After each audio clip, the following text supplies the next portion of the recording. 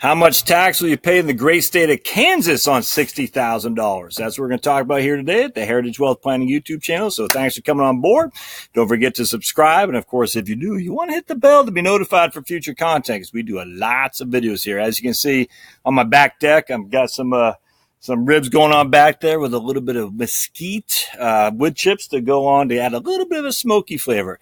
Don't want to be told that you can't smoke ribs or any kind of meat on a gas grill. You just put one half on empty, or you're just not running on one half and you're running the grill on the other half, and you put some wood chips in there and a piece of tin foil. Ooh, you're ready to rock and roll. So, man, this life is good. All right, so welcome aboard. Let's go down here. And the first thing we do on these videos is we go to heritagewealthplanning.com. And then we go to Tax Tools, Interactive Tax Tool. Click that guy right there. And what you'll find is you'll see that we have the Interactive Tax Tool page. And the first one, of course, is through the taxfoundation.org. Scroll on down, we'll see the Smart Asset State Tax Tools, Smart Asset embedded website on my website here. But I actually just added one right here. My man Dave Simon, who does my website, he added the sales tax handbook as well, which is pretty sweet. So I'm liking this as well. So lots of tools you can use. And of course, I absolutely encourage you to frequent all these providers of this stuff. So salestaxhandbook.com, smartasset.com, and then taxfoundation.org. All right. So what we're going to do here is we're going to find the great state of Kansas, which is right there. We're going to click on that. And then what we do is we go to, it'll default to what? Yep. All right. So we got to change a couple things around. We're going to say we are married. We're going to say we are married. There we go. Oops. What is going on there? Married. We're going to say we were born in 1952 to make sure we take advantage of the $26,300 or $26,600 in tax deductions. We're going to say we got $20,000 of Social Security income, and then we're going to say we got $40,000 of IRA distributions. And it looks like they have a pension down here someplace. So let's get rid of that pension. No. Okay, good. So how much tax we pay? Well, we pay $805 to the state of Kansas. And then we pay $2,871 to the Fed. So on that $20,000 of Social Security and $40,000 IRA distributions, you're paying a pretty good amount of tax, that's for sure. So now let's go back and see, what if we just swap these two around? We got $40,000 of Social Security and $20,000 of IRA distributions. Let's see what the difference is. And here is $225. So it went significantly lower. We're basically paying almost $3,800 or so, $3,700 in taxes on $60,000 of income. Now we're paying all of $225 on $60,000 of income due to simply nothing else other than where your income comes from. So as we always do, let's go over the calculation so you can understand how this works. It's critically important to understand what your provisional income is, my friends. Provisional. Now, if I get a little bit of shadows on me, I apologize, but the sun is going back and forth between our trees up there. So provisional income, that's what we got. Let me actually make myself bigger. But hopefully you didn't get on here to see my mug anyway. Hopefully you got in here to learn something. So sorry about the shadows. Anyway, provisional income is what we're trying to accomplish. What provisional income tells us is how much of your Social Security benefit will be subject to taxation.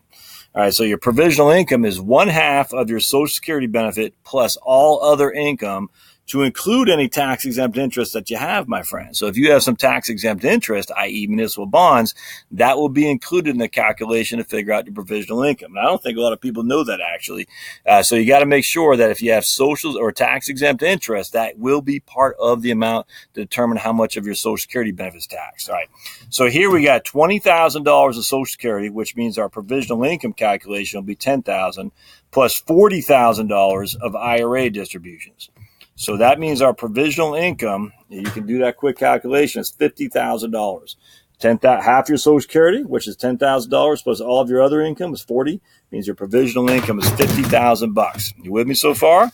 So now what we got to do is we got to figure out, of that provisional income, how much of that will be subject to income tax.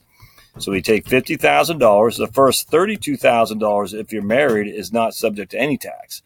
The next $12,000 from $32,000 to $44,000, 50% of that amount is subject to income tax, which in this case would be $6,000. Anything above $44,000, 85% of that is subject to income tax, which in this case will be $5,100. So I'll show you how I got these numbers here in just a second. All right. So here we got $50,000 as our provisional income. The first $32,000 of that provisional income, nothing is subject to taxation.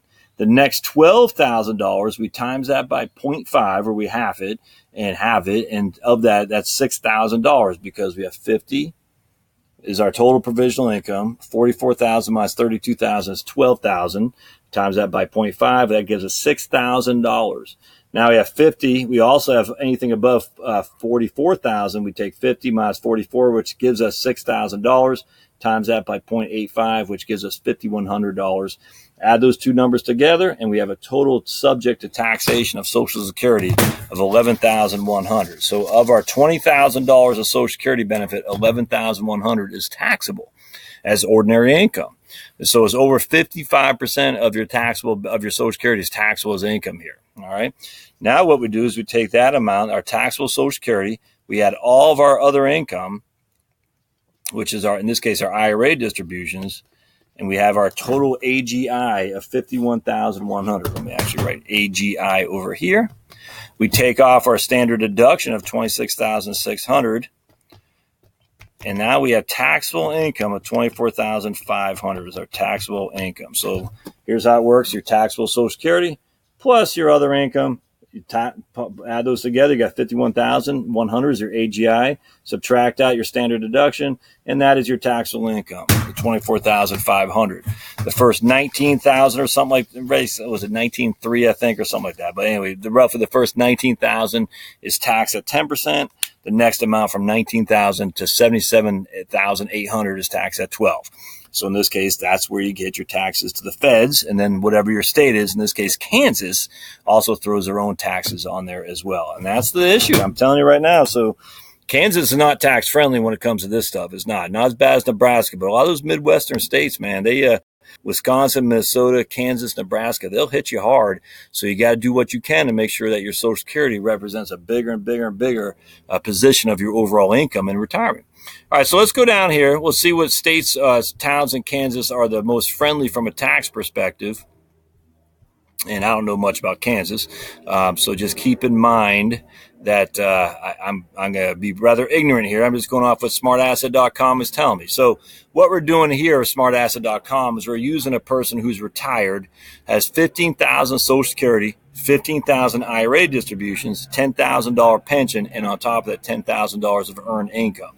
So it's a different scenario than what I just used, the $20,000 or $40,000 Social Security and IRA income. So this is somebody different. So we're just going to see what the most tax-friendly towns are in the great state of Kansas. And let's see what we got here. So there we go. So spread across the realm of the great state of Kansas. Here's Haskell, Kansas, or Kearney, Kansas. Butler, Harvey, McPherson. What's this right here? I can't tell. So let's just keep going down and see what these, right here. So we got Wichita. Wow. Okay. So we'll start Wichita. That's so Wichita's kind of in the middle there. So Wichita, Kansas is one of the most, in Overland Park, actually, if I'm not mistaken. I think that's where a lot of those firms are moving to. The one that Tony Robbins is affiliated with called Creative Planning. I think that's in Overland Park. Or is it? Begins with L, maybe Leatherwood. No, that's Fort Leavenworth. All right, yeah, Overland Park. So that's interesting. So, all right, let's look at Wichita. So if you were that person with $50,000 of total income in those four different ways, you would pay $6,300 in taxes to the state and to the feds. Your property tax rate would be 1.25%, which isn't cheap, that's for sure. In fact, what smartasset.com does, the algorithm, is they'll take the entirety property tax paid in that town, Wichita here, and divide that into the median property value of the town. And that's how they get this effective property tax rate of 1.25. And that's not cheap. That is not cheap. Sales tax paid. Whoa, $1,147 in sales tax. That's significant. Fuel tax paid is moderately, on the moderately low side. But at the end of the day, if you're retired in Wichita, your retirement tax friendliness, and that's the second best state in Kansas, 37.3%. That's not percent, but 37.3. That's a little bit above Connecticut, but certainly well below many of the other states that we have. Delaware, obviously Alaska, Florida. Now, those are states that don't have state income tax. But even you look at Arkansas and Alabama, they're about twice as friendly retirement tax wise than Kansas. And the reason for that is a property tax. A lot of those southern states don't have much of property tax. Alaska has no income tax. Florida's got no income tax. Connecticut is pretty high across the board. So Kansas, of all places, is closer to Connecticut than some of the other states that you think would be more tax friendly, like Alabama and Arkansas. So anyway, as always, hope this is helpful. I hope you find this helpful. If you do, don't forget to subscribe. Comments, questions, concerns, put them down in the notes there. I'd love to hear them. Thumbs up always help me. And then you can just go to heritagewealthplanning.com and run your own numbers. All right, we'll see you next time. Thanks, guys.